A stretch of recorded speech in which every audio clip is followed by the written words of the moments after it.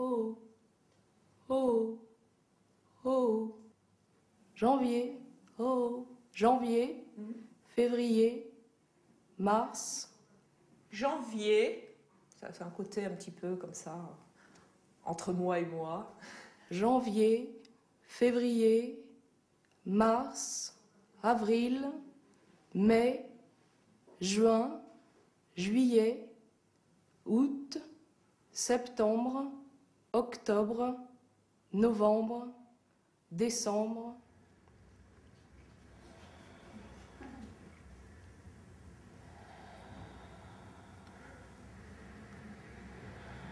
À l'inspiration, vous pouvez vous dire dans votre tête: ma respiration. Et à l'expiration, m'apaise.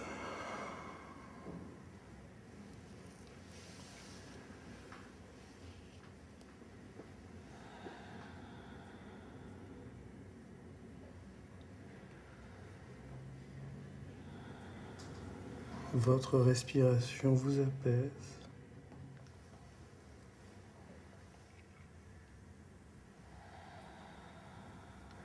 Je pense que si je parle plus fort, les gens, surtout les élèves, ils feront plus attention à ce que je dis. Alors que là, il faut que je répète. Ah, voilà, vous êtes quand même obligé de répéter. C'est ça qui vous donne l'indication. Vous êtes obligé de répéter pendant les cours, alors? Oui, c'est-à-dire quand je parle, ils sont en train de travailler et ils n'ont pas le réflexe tout de suite de retourner pour m'écouter. Qu'est-ce que vous leur dites pour attirer leur attention? S'il vous plaît. Voilà. Alors, vous pouvez les imaginer là.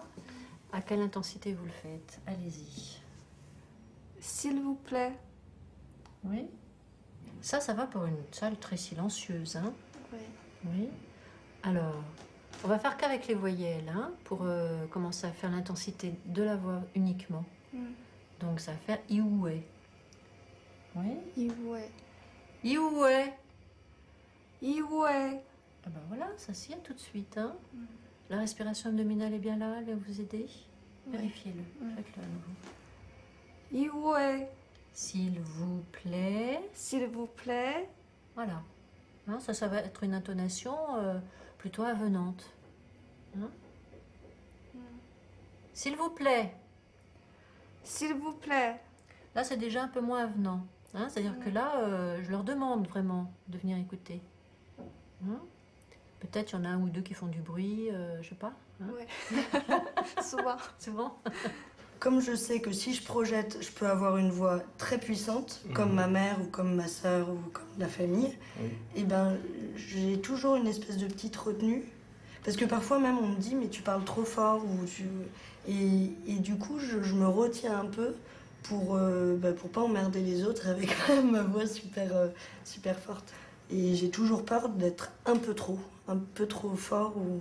D'en faire un peu trop. Voilà, quand je suis chez moi, quand je fais mes exercices, il n'y a pas de problème, mais la mise en place dans la vie réelle, elle est un peu problématique pour ça, parce qu'il faut que je projette et en même temps que je me retienne un peu pour pas être trop fort, et c'est tout un... Comme on disait, c'est l'équilibre, trouver le bon équilibre en fait. C'est un réglage permanent. C'est ça. Un des enjeux et des principes de la rééducation, c'est de vous permettre de gagner en maniabilité et respiratoire et vocale. D'accord.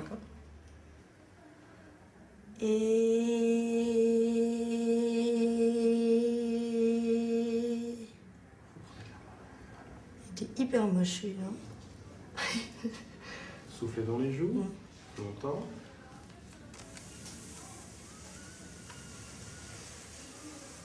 Voilà, de façon toujours aussi détendue. Le son dans les joues maintenant.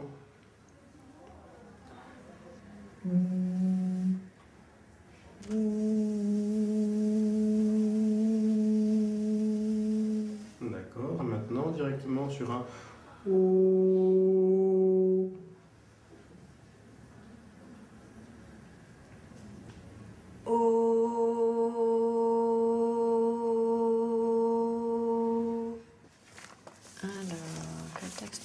C'est-à-dire quand je parle fort, j'ai l'impression que je prononce plus par là que par le bas. Et ça me fait... C'est très aigu et c'est pas... Et c'est pas... c'est comme si ça sort directement. Oh. Je m'appelle Guillaume André, je présente au film le film Une autre voix et il est en compétition premier. Voilà. Il fait quelle durée? 55 minutes. Donc c'est un film, est-ce que vous pouvez m'expliquer un petit peu ce qui se passe, l'histoire, de quoi ça parle? De quoi ça parle? Alors, ça parle de personnes qui, pour des raisons souvent professionnelles, ont des problèmes avec leur voix. Et on arrive à un moment où cette voix, comme elle pose problème souvent dans leur travail, mais aussi à d'autres endroits, mais c'est vraiment le point de départ, c'est leur travail, décident d'aller consulter avec l'idée qu'ils vont pouvoir changer leur voix. Enfin, en tous les cas, ils ont envie de changer de voix. Et donc, ces personnes, on les suit pendant plus d'1 an uniquement dans les cabinets des orthophonistes ou des thérapeutes chez qui ils vont. Et on suit en fait le cheminement qu'ils accomplissent, sachant que évidemment travailler sa voix et donc toucher à sa voix, ça provoque des réactions en chaîne qui mettent en jeu une grande part de leur personne. Donc, de leur constitution en fait. De leur constitution, de leur rapport à eux-mêmes, de leur rapport aux autres, de choix qu'ils ont faits, d'images qu'ils ont d'eux-mêmes. Donc c'est à peu près tout qui se retrouve bouleversé, affecté ou modifié par le travail, par ce travail-là. Oui, parce qu'en fait c'est révélateur de troubles peut-être à l'intérieur, enfin d'eux-mêmes, d'introspection, enfin d'introversion plutôt. Oui. L'idée du film et du montage, on a suivi une idée très simple, c'est-à-dire on partait de diagnostics très concrets. Donc l'une n'arrivait pas à parler plus que ça et pourtant était prof, donc devait se faire entendre. Une autre travaille sur un plateau de téléphonie à France Télécom, mais tous les 2 jours a une extinction de voix. Une autre a en fait une voix très éraillée. En fait, pour aller mieux, il faudrait qu'elle se fasse opérer, mais se faire opérer, ça signifie modifier sa voix et ne pas savoir ce qui va lui arriver ensuite pour sa voix. Oui, parce qu'il y a des angoisses comme dans la chirurgie esthétique finalement. Exactement. Oui, avec quelque chose qui est peut-être encore plus trouble que dans la chirurgie esthétique, puisque le chirurgien qui va opérer, par exemple, qui pourrait opérer Aurore, ne sait pas, une des patientes, ne sait pas du tout ce que sera sa voix par la suite. En tout cas, il peut s'imaginer que ça va être, mais on ne peut pas vraiment savoir ce que... Et donc, il y a effectivement ce que pourrait provoquer l'opération, mais aussi la manière dont la personne va ensuite se l'approprier. Voilà. Mais donc l'idée assez simple, c'était de partir de situations concrètes pour aller vers un monde plus mystérieux, plus trouble, avec donc un univers insondable, on va dire, et tout en essayant de pas...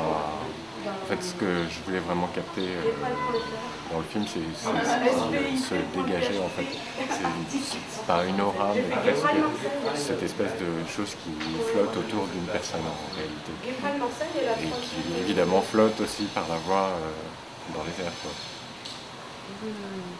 Formellement, comment vous avez procédé? Je comprends pas tout à fait votre question. Au niveau de la construction du film, en fait. Au niveau du montage ou du tournage Au niveau du montage, enfin pour la lecture du film, il y a comment dire, il y a des scènes avec des praticiens qui ont la parole. Oui. Et puis après, il y a des... Non, il n'y a aucun praticien ne prend la parole. Enfin, il n'y a pas d'interview, on va dire, de praticien. Il y a d'un côté donc ce travail-là de captation en fait très méthodique, sérielle, tout au long de l'année, où on a tourné les séances d'orthophonie, donc avec un dispositif très simple de tournage et des choix donc de plans assez longs, fixes, en essayant de dégager le plus possible tous les objets, les éléments qui pourraient en fait attirer l'œil et donc divertir. Donc ça, voilà, c'est du cinéma direct. Et puis dans ce cheminement-là, viennent s'insérer 3 portraits de personnes qui ont déjà travaillé leur voix ou déjà accompli une vraie mutation de leur voix. Parce que pour moi, en faisant donc, ces recherches autour de ce film, je me suis aperçu que l'idée du temps était importante sur une thérapie, on va dire, mais elle ne donnait pas totalement l'échelle. Il y avait une échelle encore plus importante qui est celle d'une vie, puisque les personnes qui m'ont raconté leur cheminement, c'était des cheminements qui s'accomplissaient sur 10, 20 ou 30 ans, ou même toute une vie.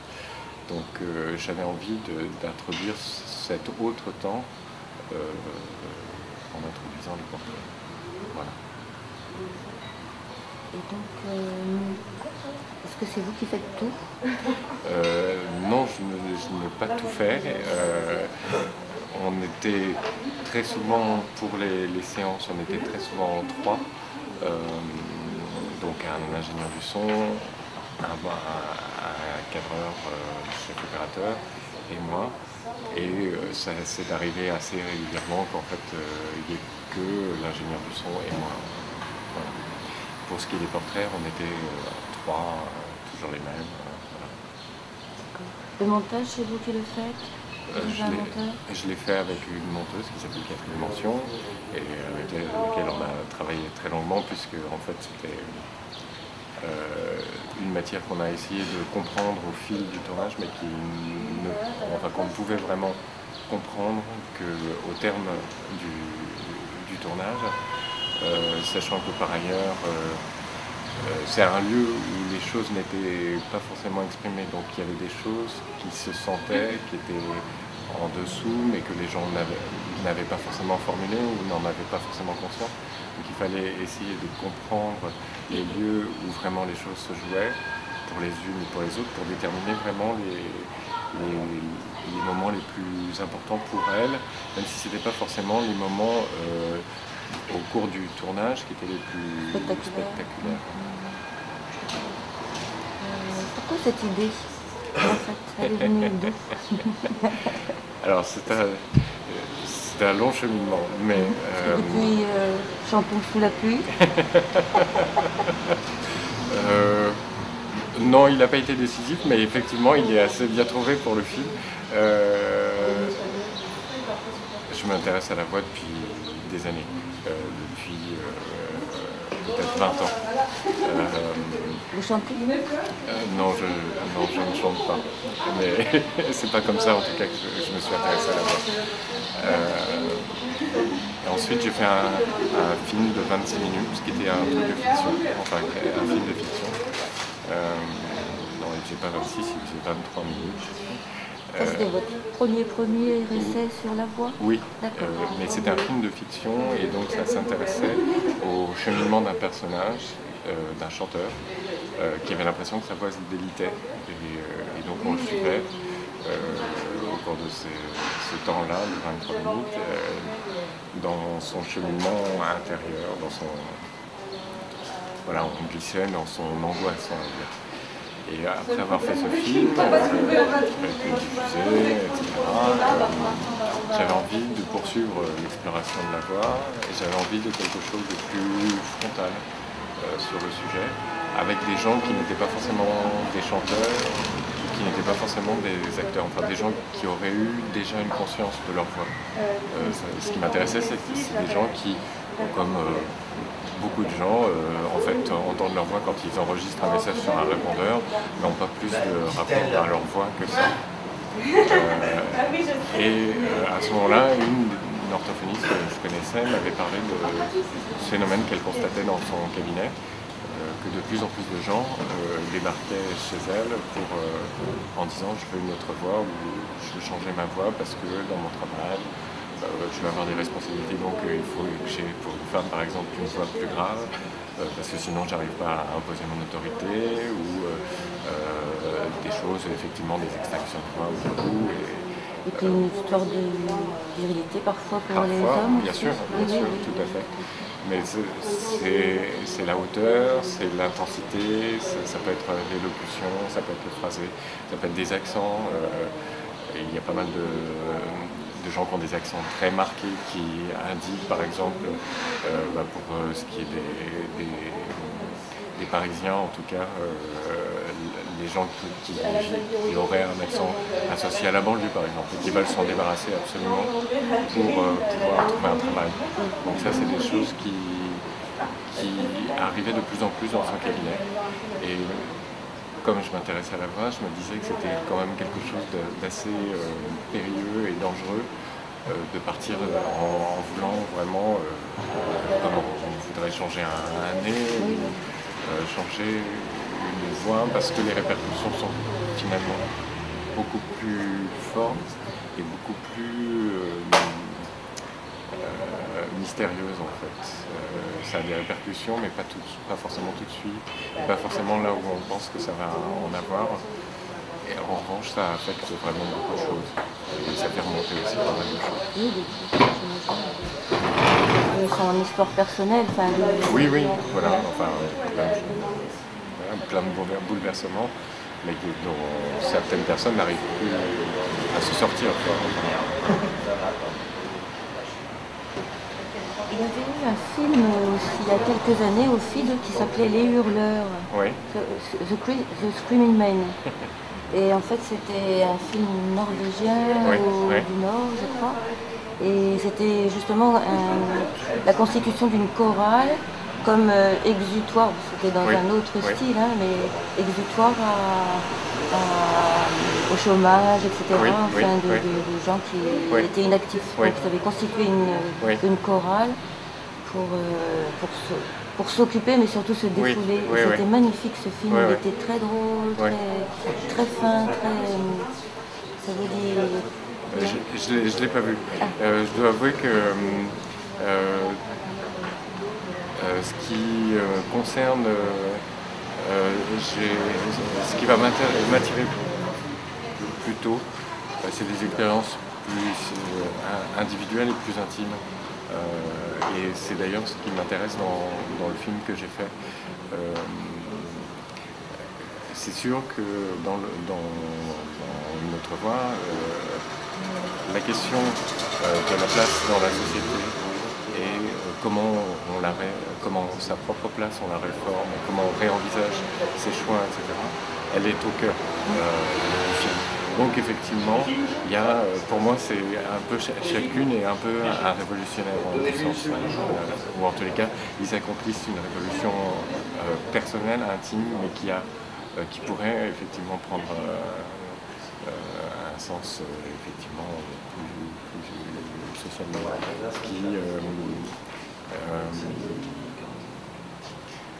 disons que dans les phénomènes de chorale, etc., il y a le phénomène de groupe, il y a le phénomène de rencontre, il y a le phénomène de lien. Et c'est quelque chose pour mon film que je ne voulais pas traiter de manière directe. Je voulais vraiment qu'on perçoive à quel point la voix avait une importance. Disons que ça me permettait moi d'isoler davantage le phénomène qui est lié à la voix. Dans une chorale, il y a effectivement le fait de chanter, donc de se défouler, de faire partie d'un groupe, de faire partie d'un souffle global, quoi. Mais il y a aussi les relations entre les personnes. Et cet élément-là, moi, je ne voulais pas l'avoir comme, je vais utiliser un mot fort, hein, mais comme parasite du sujet qui m'occupait. Voilà, donc c'est pour ça que je suis, disons, moins attiré par Mais j'imagine que c'est un super film et j'ai très envie de le voir. Qu'est-ce que ça... Qu'est-ce que ça vous a apporté de faire ce film? Déjà, c'est pas du tout simple de rentrer dans ce genre de livre. On pensait que ce serait plus simple parce que les gens avaient un rapport à l'image et à la caméra beaucoup plus libre. Enfin, on imaginait ça. Alors déjà, ça signifiait de filmer des gens au travail, puisqu'il y a des thérapeutes qui travaillent et qui s'exposent beaucoup. C'est vraiment un travail. Il faut imaginer qu'une des thérapeutes, quand elle a commencé à travailler autour de la voix et donc à recevoir des gens, et elle a reçu un homme de 45 ans, plutôt dans une position de pouvoir, et elle l'a fait travailler pendant une séance sur sa voix. Et elle a dit 2-3 choses, mais vraiment qui pour elle étaient anodines. Et une semaine plus tard, il débarquait dans son cabinet et il cassait tout. Donc il faut imaginer quand même qu'on est dans un lieu extrêmement sensible, où tout, n'importe quoi, peut engendrer vraiment des réactions inattendues. Donc on savait ça. Ça supposait d'être extrêmement discret. Ça supposait par exemple de ne pas bouger de place, d'emplacement de caméra pendant les séances, en tous les cas au début. Mais pour certains, on n'a jamais pu changer d'axe, etc. De toute façon, très vite, on avait... Des contraintes, en fait. Contraintes vraiment énormes parce qu'il ne fallait pas déranger le travail qui était en cours. On interférait forcément, hein. On n'a jamais imaginé qu'on n'était pas là et que ça se passerait comme si on n'était pas là et comme s'il n'y avait pas de caméra. Bien sûr, la caméra avait modifié ce que l'expérience, par exemple, que les thérapeutes disaient que ce n'était pas vraiment ce qui se passait quand il n'y avait pas de caméra, qu'il y avait quelque chose d'autre. Mais pour certains, en tout cas, c'était presque galvanisant, quoi. Le fait qu'il n'y ait finalement pas une seule personne qui la regarde, mais 4 ou 3 personnes. Et donc, en réalité, on a accompagné 4 personnes pendant un an dans tout ce qui peut représenter leur vie. Avec les mystères d'une semaine sur l'autre de ce qui avait pu se passer entre-temps, qui n'était pas forcément dit dans la séance, mais qui se sentait, qui planait complètement, ou qui, 2-3 séances plus tard, explosait vraiment, puisqu'il y a des gens qui ont vraiment décidé d'arrêter en cours de route, pas le tournage, hein, la thérapie, la thérapie, le travail vocal. Et donc on a été complètement pris par toute la spirale affective pendant tout le tournage. Et j'ai été beaucoup pris dans ce... Finalement, en fait, c'était très... on était dans une relation à 3, en fait, entre le thérapeute, le patient et moi. Il y a eu pas mal de pleurs, il y a eu pas mal de... Et forcément, c'est des choses qu'on reçoit aussi. Donc, ce qui fait qu'à terme, après le film, et encore maintenant, on a des rapports très intenses avec toutes ces personnes. On se voit très peu, mais on se voit à des moments précis. Donc forcément, c'est une expérience... humainement très forte. Oui, bien sûr. Quelle est votre formation? Alors, j'ai un parcours... j'ai fait d'autres études. J'ai fait des lettres et de la philosophie et suis ensuite parti travailler à Varsovie pendant plus de 2 ans. Et c'est d'ailleurs là que mon intérêt pour la voix s'est vraiment développé. Et ensuite, j'ai passé le concours de la FEMIS. Donc, je suis rentré à la FEMIS en scénario. Voilà. Donc, voilà, ça serait ma formation, on va dire. Et ce film-là, Une autre voix, vous l'avez écrit au préalable ou vous l'avez fait plus au montage en fait?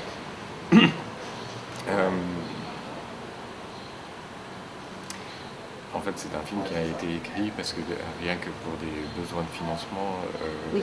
Le film est nécessairement écrit. Après, de toute façon, on savait que ce qu'on écrivait, mais comme souvent c'est le cas, n'était pas le film qu'on ferait, puisque j'ai donc fait beaucoup de rencontres dans une première étape, rencontré pas mal de thérapeutes, de personnes qui avaient déjà connu des cheminements, ou j'entendais parler de gens qui avaient fait ce genre de travail vocal. Et donc à partir de ça, j'étais sûr de quelques portraits que je voulais faire.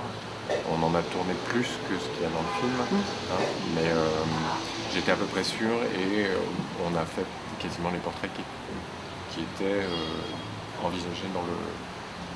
enfin, oui et non, quoi. Mais pour une grande part, pour celles qu'on suit, puisque je dis celles parce que c'est plutôt des femmes en fait, je les ai rencontrées peu avant qu'on débute le tournage. Moi, je n'ai pas cherché à les rencontrer plus d'une ou deux fois. C'est évidemment par les thérapeutes que j'avais approché, parce que soit ils m'inspiraient, enfin j'avais envie de les filmer, soit parce que je savais, enfin de toute façon c'était une condition nécessaire, mais parce que aussi je savais que leur travail concernait vraiment les questions qui m'intéressaient dans ce film-là. Donc, et à partir d'eux, en fait, ils ont commencé à en parler à quelques personnes qu'ils suivaient pour voir s'ils accepteraient. Il y en a très très peu qui ont accepté, et en particulier les hommes ont presque tous refusé, à deux, trois exceptions. Et donc, effectivement, on est parti avec 4 filles, mais on n'a pas tourné, on n'a pas commencé tous les cheminements en même temps. Et c'était le mystère, puisqu'on partait avec des gens qu'on connaissait à peine, on ne savait pas ce qui allait se passer. Il y en a une qui devait se faire opérer dans le mois qui devait suivre le début du tournage, et à la fin du tournage, elle n'était toujours pas opérée. Voilà, donc on les suivait, on avait fait ce pari-là. Voilà, avec une vraie partie d'aléatoire qui se doit au documentaire, en fait, d'adaptation, ouais. Et de surprise. Ouais, ouais. Sachant que malgré tout, on prenait peut-être un risque d'adaptation plus grand, puisque on partait avec ces personnes pour tourner 1 an, une fois par semaine. Si tout à coup l'une ou l'autre faisait je ne sais quoi, voilà, on était vraiment... On perd un personnage, on risque, hein, c'est un risque, une prise de risque. Ouais. Est-ce que vous étiez produit ou... Oui, tout à fait. Donc c'est un film qui a été produit par Aurora Film, Charlotte Vincent, qui est la productrice, et qui a largement porté le film, elle aussi, puisque tous ces paris-là, on a choisi de les faire ensemble. L'idée de tourner sur une longue durée, on l'a choisi ensemble. Et ça a été fait dans une économie très très réduite, qui rendait les choses encore plus finalement sensibles pour tout ce qui était des aléatoires, des aléas. Authentique. Oui, bien sûr. Est-ce que c'est difficile aujourd'hui d'être réalisateur de documentaires dans le paysage culturel? Bon, je vais parler que de moi, déjà, et puis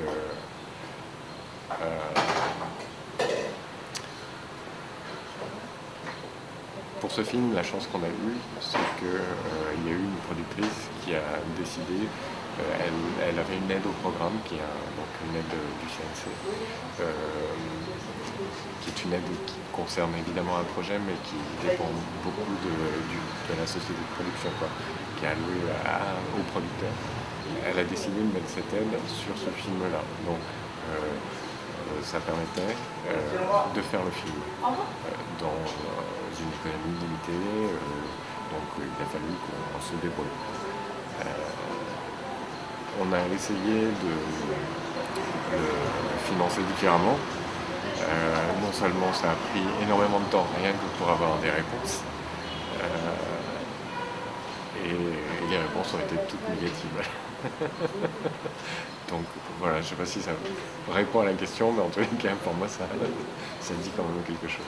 Alors qu'est-ce qu'il faut avoir dans la peau, entre guillemets, pour continuer à en faire, enfin, trouver l'énergie de faire des films et faut être philanthrope? Non, non, évidemment non. Non, moi... Philosophe? Non plus. Faux? Calme, très calme, patient et tenace.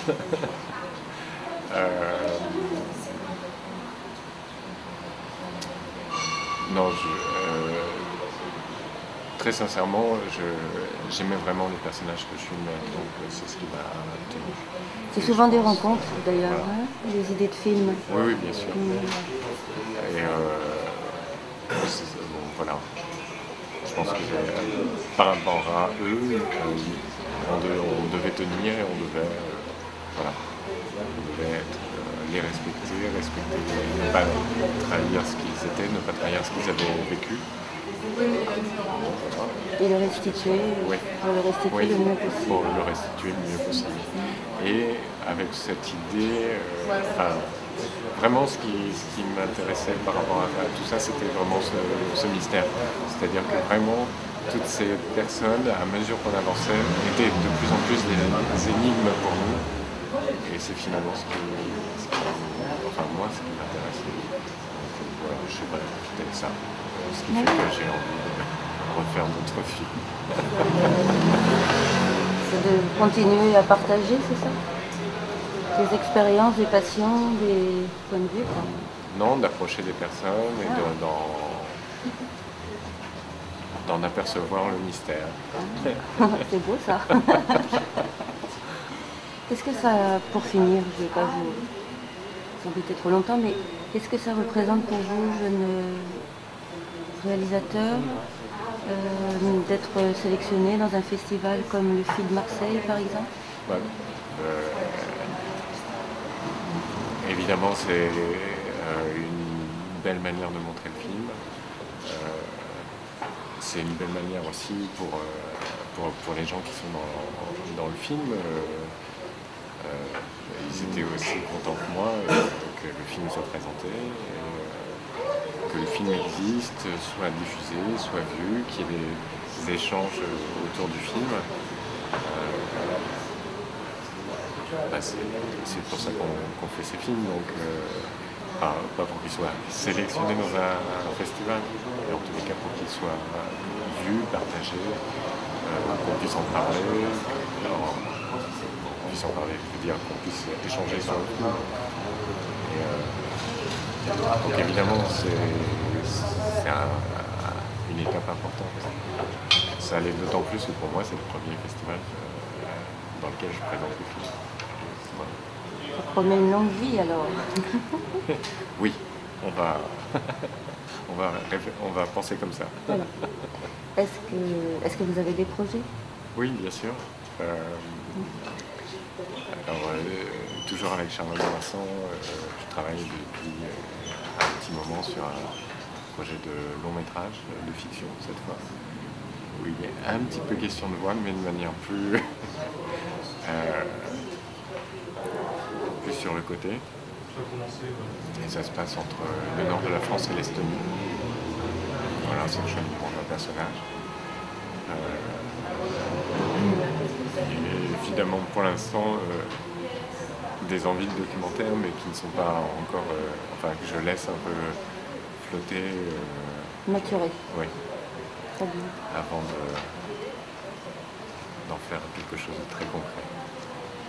Bien, Guillaume, je vais vous remercier infiniment et surtout d'être parmi nous et de nous éclairer.